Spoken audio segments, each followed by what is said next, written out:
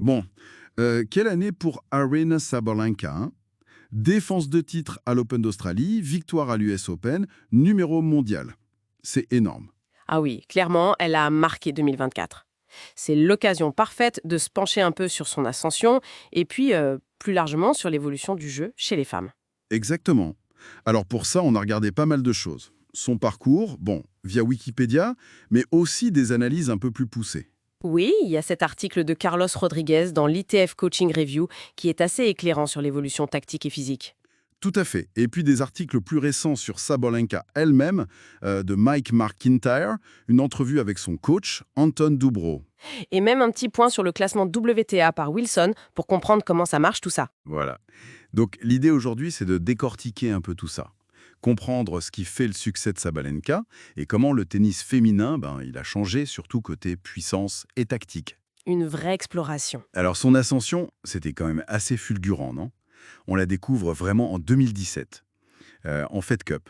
Oui, et dès 2018, révélation de l'année. Ça va vite. Puis les premières demi en Grand Chelem en 2021, le premier titre majeur, l'Australie en 2023, et hop, numéro 1 mondial. Et cette régularité en 2023, c'était fou. Les 4 2000 en Grand Chelem. Ouais, oui. Fallait remonter à Serena Williams en 2016 pour voir ça.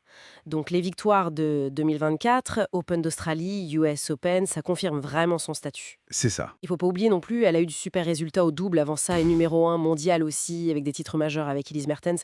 C'est une athlète très complète en fait. Tout à fait. Et là, ça devient intéressant. Son coach, Dubrov, il parle de cet objectif. Le... Grand chelem en carrière. Mhm. Et il cible particulièrement Roland Garros. On voit qu'elle progresse sur terre, hein. Elle gagne Madrid plusieurs fois, fait des finales à Rome. Oui, elle s'adapte, c'est clair. Mais Paris, ça reste le défi.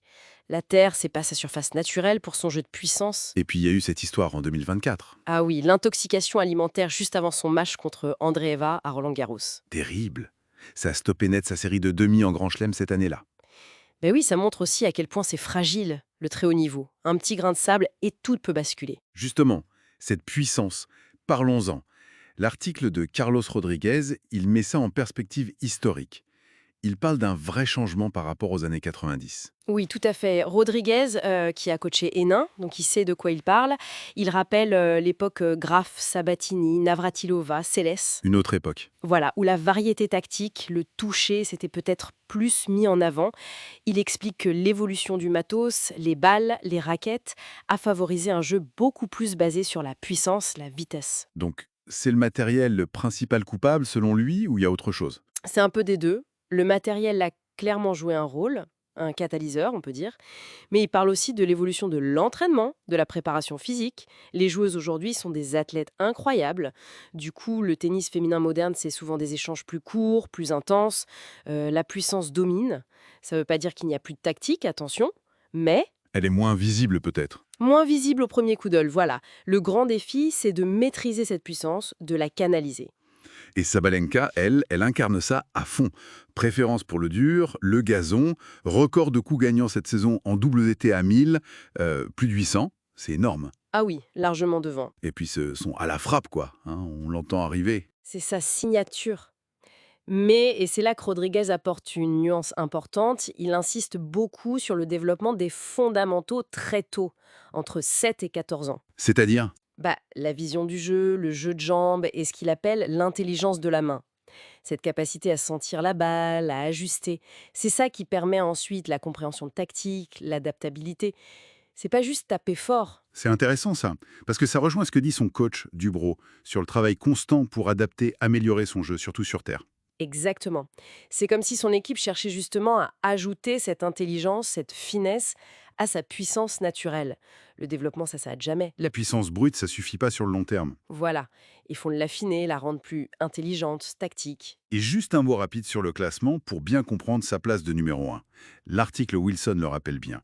C'est calculé sur 52 semaines glissantes, les 16 meilleurs résultats. Mhm. C'est cette régularité sur l'année qui explique qu'elle soit devenue numéro 1, par exemple, même avant avoir perdu la finale de l'US Open en 2023. Oui, c'est un système qui récompense vraiment la constance au top niveau. Bon, alors si on essaye de résumer un peu tout ça, Sabalenka, c'est clairement la figure de proue de ce tennis féminin moderne, basé sur la puissance, Oui.